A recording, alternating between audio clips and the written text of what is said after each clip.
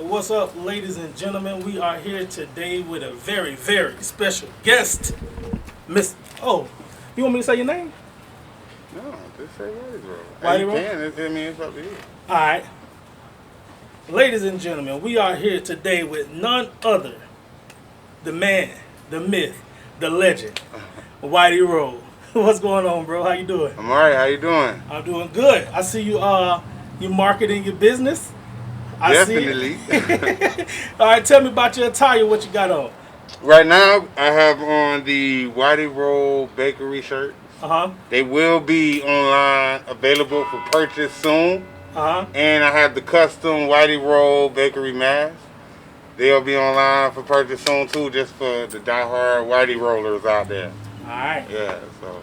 All right, so let's get into it. Mr. Whitey Rollz, tell me a little bit about yourself. Tell me a little bit about yourself.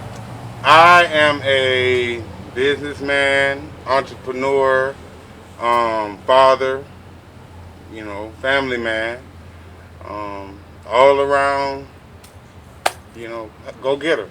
All around go getter. So you from this area? I'm originally from Gainesville, Florida. Yeah. All right, what side of town you was born on? On the east side of town, 43rd. Uh-huh. That's where I originated. But yeah. How was life growing up over there? It was typical for a low income based neighborhood.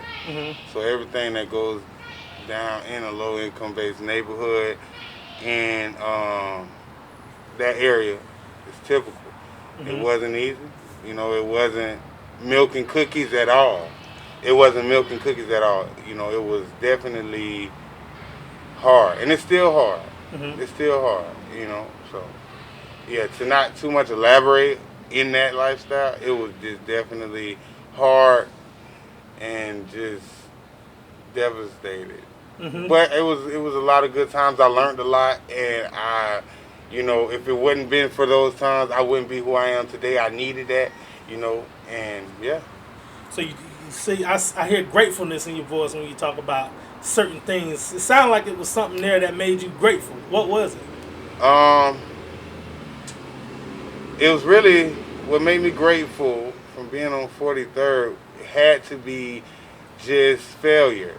Failing so many times. I'm grateful for that because it helped me learn how to not do that again and to, implement something totally different to become successful. So, yeah, in a nutshell, I pretty much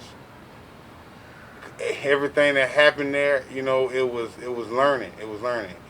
All the failed attempts, all the grief, and the trials and tribulations, it was all learning. So it helped me get where I'm at here today, I feel. When did you realize that was like a learning lesson? When did you, were you ever frustrated with it? Or did you always have that outlook that, I just got to keep moving? I was always frustrated, coming from my area too. There is no help. There is nobody there was nobody that was going to be like, well, don't do something this way, do it this way because it could be beneficial. Except for my mom, you know what I mean? But, I'm a man, so me and listening to a mom figure back then at that age, it's like you didn't really want to hear that, so, yeah. When did you start to embrace that? When did I start to embrace what? Exactly. Learning that failure was a lesson. It took me a long time. It took me until at least probably about 3, 4, or 5 years ago. It took a long time. My whole 20s. It took till at least I got 30. To say the truth, it took till when I got 30. What was your most impactful failure? The one that made you say, okay, I can either go this way or I can go this way. What was your biggest one? Being incarcerated. That was the biggest one. At that point, I was at a peak in my life where I felt like at any moment I could be great. Like at any moment I'm kicking down the door. And then I had that setback, and after that I just knew life was bigger than my surroundings and my environment.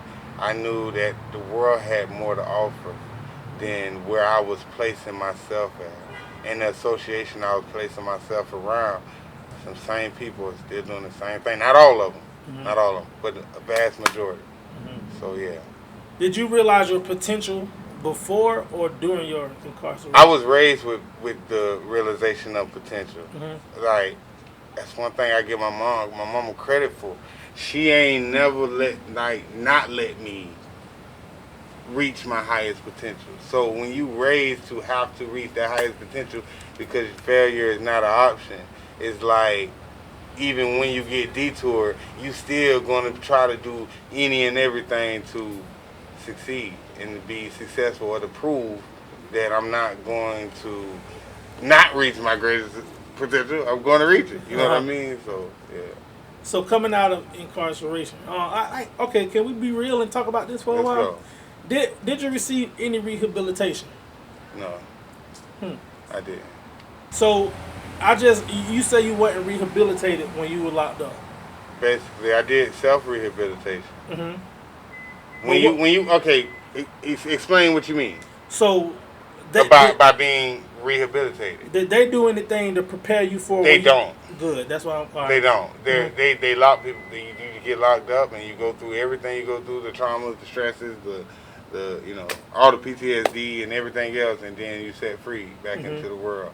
So it's either if you're not mentally stable and ready, and pretty much if it's not in you, if it wasn't instilled in you, then it's like it's a big possibility you're gonna get out here and crash, unless you want to change, unless you want better, because the majority really don't see better. So what I would pretty much tell the majority is, if you want better, you're going to do better. You're going to change your actions. Nobody can change your actions.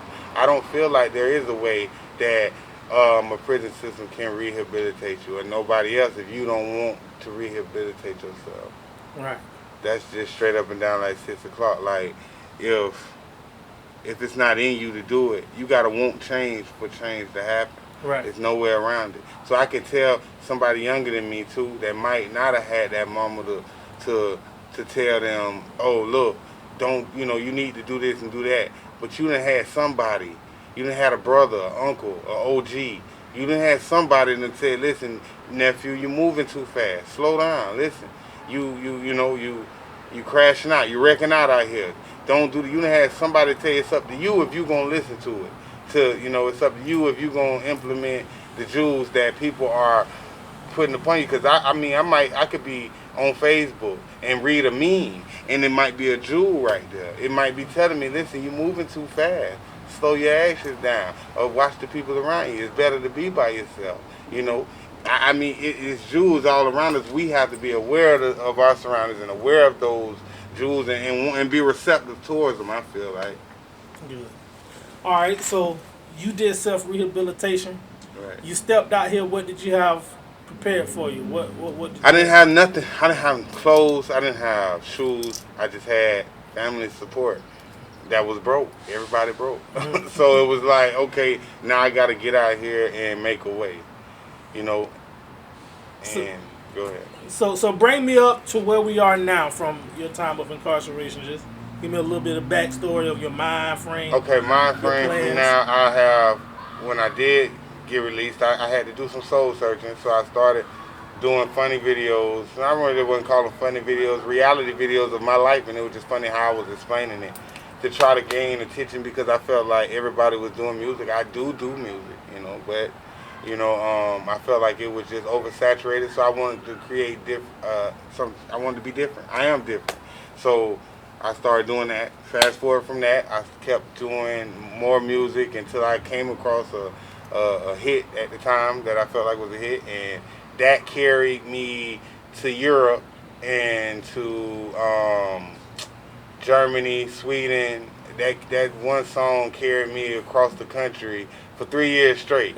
You know what I mean? And that changed my whole aspect on life, knowing where I had just came from in 2014, being released from that, from making a mistake as a young, stupid child, to 2016 flying overseas as the first artist from Gainesville, Florida, and actually, you know, being able to live that lifestyle and just receive those blessings that was bestowed upon me at the time. It would change my life.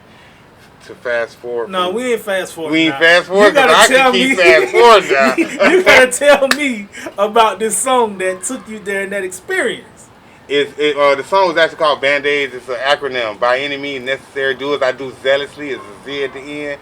Basically, we all get bruises and cuts, and we all fall down and, you know, get bumped up and scraped up, but you still got to put that Band-Aid on and keep it pushing. You still got to chase the objective, which is the bands. Band-Aid stand for bands. It's money. We still got to go get it. Late night, we got to wake up. We got to get it. Early mornings, there's no sleep. You're going to be tired. But that's the price you pay when you want to be successful. You know, every millionaire I know, and I only know 2, they got like 13 different streams of income. And I only have 3 right now. 4. I have 4 right now. I need at least about 7 more. So tell me a short experience in Europe. Denmark. Shouts out to Copenhagen, man. First off, shouts out to Daniel. Shouts out to Fly NT for even bringing me to. Got it, real. And everybody over there. Hello, Mickle. All my family over there. It was amazing. It was life changing. It let me know we as Americans, we spoiled. It let me know that, like, they are less cost efficient on a lot of stuff. Our foods. It's got so much extra in it. Their foods are more pure. You know, it was like, it just let me know, just like, life is bigger than where you at. Life is always, you can have, I would have never imagined I'd be flying across the country, you know, on especially something that I love to do. So it just let me know that whatever you want and dream about, if you put your mindset to it and work hard towards it and pray about it and really believe in whoever you pray to, it can happen, and it can change your life. And it just changed my perception on life. It changed my whole way of life, you know? So what was one of those biggest things that you learned out of that?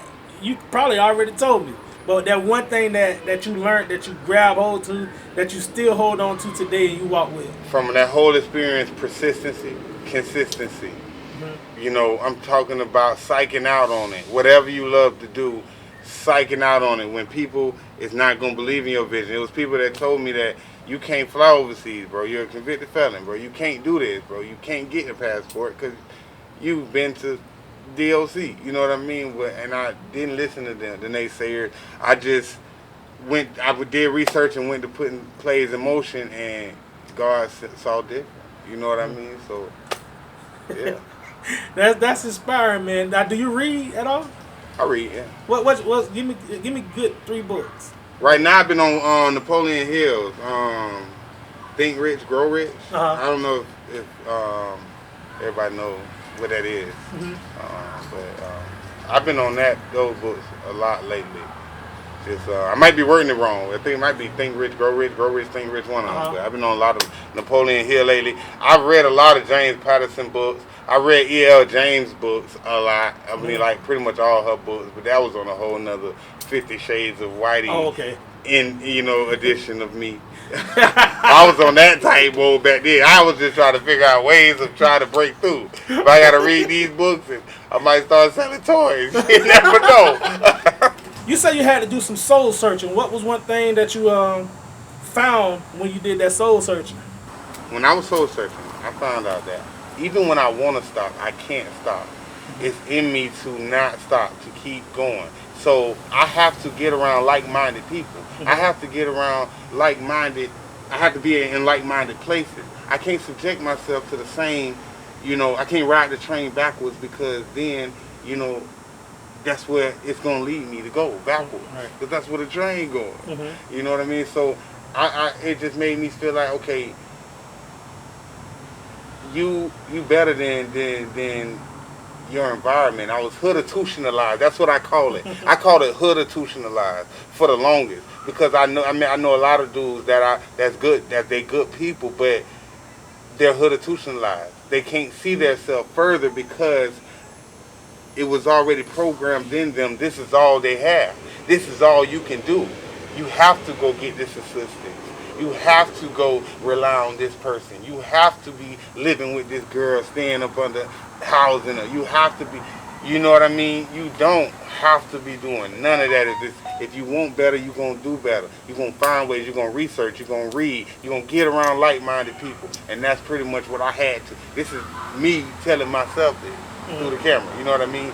The way I had to find myself is pretty much speaking to myself in third party as well. Like, listen, you know what you're supposed to be doing because I already know it. Once you already been through something, you know it. Once you can be around it, you might not have to do it yourself. You've been around it. Learn from watching and not doing. That's the best way, I feel like, because you could do it right now. Why would I watch you do it and fail tremendously? I'm talking about crash out, and then I do it, knowing that the results are 90% of failure. You know what I mean? Mm-hmm. Not saying just anything in life, just that. Okay. Where do you draw your inspiration from? Like what? Like where do Any inspiration? Where do you get inspiration from? Who inspires you? What motivates you? And that's the biggest question I ask myself on a daily. Who motivates the motivator? Mm-hmm. You know, because it's like when I'm the type of person everybody comes to talk, to vent, you know, it's a problem. You know, I need help with this, I need motivation with this, but who actually motivates the motivator? I feel like I'm self-motivated a lot. You know, I pray a lot. I do believe in prayer. Mm-hmm. If it wasn't for prayer, I wouldn't be where I'm at now. I don't care what nobody says. They have their own belief, and I respect that for what you believe, but I believe in prayer, and that if it hadn't been for that, I probably wouldn't be here today. Mm-hmm. All right, so talking about where we are now, bring us up to the creation of Whitey Rollz. The creation of Whitey Rollz. In all actuality, Whitey has been making rolls since he was like 14. Mm-hmm. Tell you the truth. And it was like I didn't even think that I'd ever be doing this. Mm-hmm. I hate cooking, believe it or not, but it's not cooking, it's baking. Mm-hmm. It's a little different. Skirt. Don't play. And my wrist game's stupid. Obviously, Whitey Rollz. I would show y'all this plate right here, but I don't want it. I have to. Listen, my wrist game's so dumb, and I'm not bragging, you know. And I'm not the person that say not meaning to brag, but this is what everybody else telling me. They just telling me my wrist game's dumb. This right here is a classic Whitey Rollz Captain Crunch. We have an apple and cream right there, and back here we have a Nutty Buddy. Now let me close it up, man. I don't want too much heat to get out. Listen, so that wrist game is so stupid. It was like, so it basically was Godfathered in. I actually used to work at a restaurant that closed down in Gainesville too when I was young, and they actually sold cinnamon rolls out of there, and just so happened I was the youngest baker in there, and at the time I wasn't even thinking about it. And then fast forward years later, I was working there as a kid, 14, 15, somewhere around there. Got fired as usual around about 6 months later. You know, we can't work for nobody. So I'm like, okay, now I'm fired. What am I to do? I'm young. I don't care. Okay, so fast forward years later, 10 years later, 12 years later.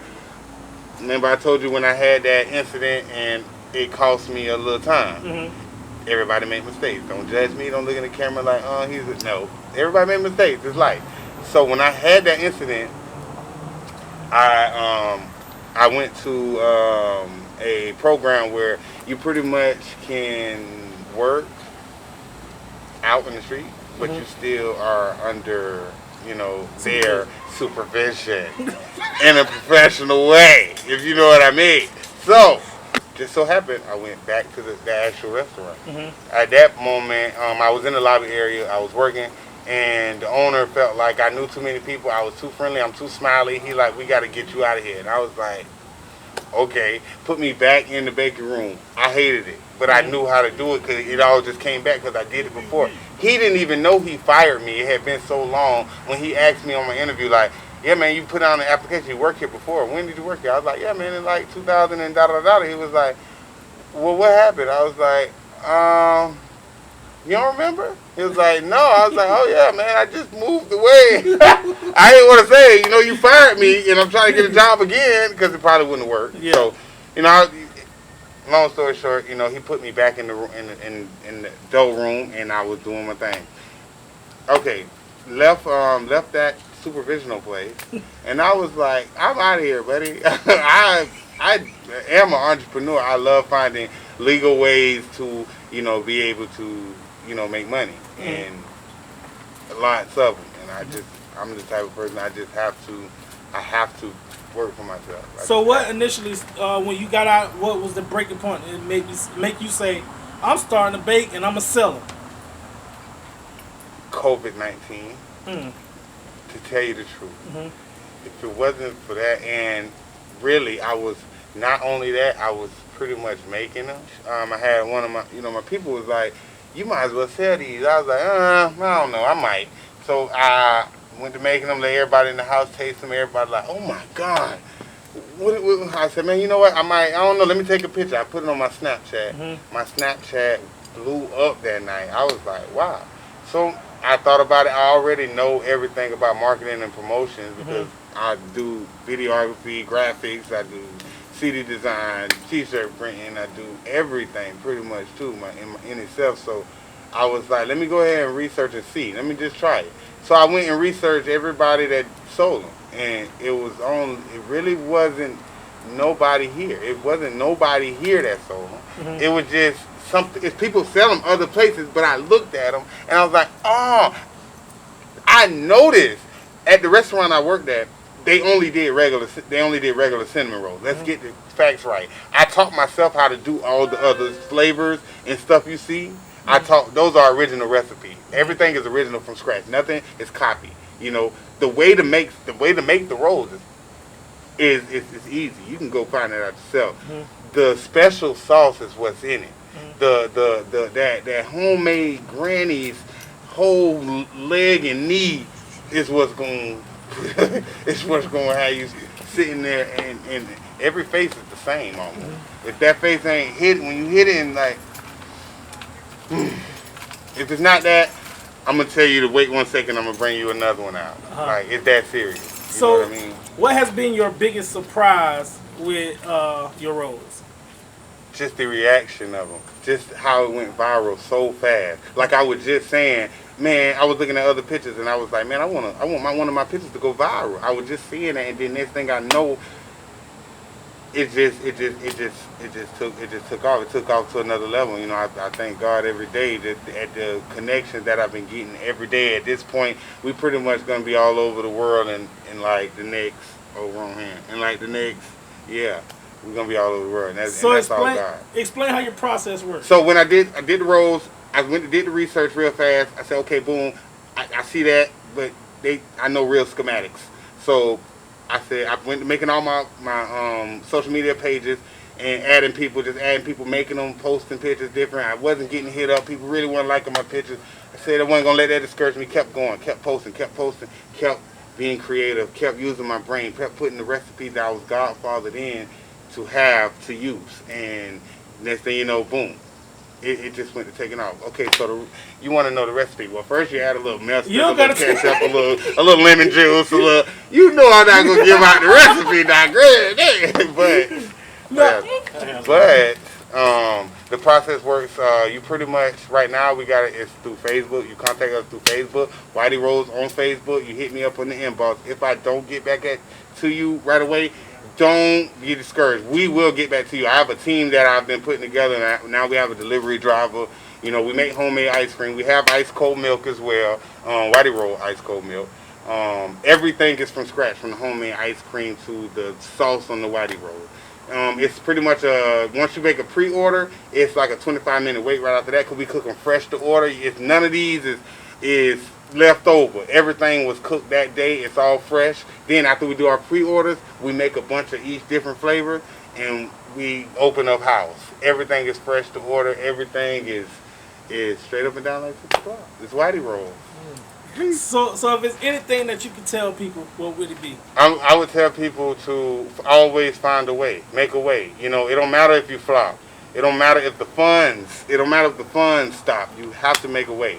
You know, no matter what trial and tribulation. Because it's like, even though it's always up and down, it started off down. And it's not all the way up where I see it. I see it, my vision for it is bigger than life. But it's not to the bottom of the totem pole either. All right, so how can people reach you? If you want to reach me, go on Google. I am officially on Google. Whitey Rollz. You have my schedule there. You have my everything. Our hours of operation, the menu, the picture. Google Whitey, WHITEY space ROLLZ. Google Whitey Rollz. Yeah, if you want. And then we on every social media site that you can pretty much think of. YouTube, make sure you follow us on YouTube, subscribe to the channel, like our business page. Your light brings us to you. And yeah, if you want us there, get us 40 or more pre-orders in your city or state. It don't matter where you're at, and we're coming up. We're a pop-up shop, so we pop up. That's what we do. We'll come out there, rent out a kitchen, and you pull up. You know what the rest is. I must say, bro, that I definitely enjoyed talking to you. I appreciate it. And I want to make you a regular. I got some more stuff up my sleeve now, so you got to come back. Yeah, and I know somebody gonna drop some. Somebody gonna get some gems because I got some. That's real. I love getting gems, bro. You drop some. That's real. I appreciate it. So I appreciate you, man. And we will be having you back on. Yes, sir. Y'all make sure y'all look out for Whitey Rollz in your city. It's a whole team of us coming, and we're gonna set it off. I hope I did it right. My son hate when I do that. He's thinking I'm old. Shit ain't old. And shout out to all my customers and all my supporters. For real, I love all my Whitey Rollers. I know y'all love me, and we're gonna keep rolling until the wheels fall off. A lot of new creations are in the making, and a lot of more ideas. Be on the lookout for the shop is getting ready to open up soon, and the food truck, skirt. So everything is coming. Just waiting. It's all a process. So be patient with me, and we out. What's good? This is Whitey Rollz, and you're tuning in to Convos with Cruger. Listen, if it's not Convos with Cruger, then it's not a convo to do. Yeah. I appreciate that, man. Yes, sir. That's all right.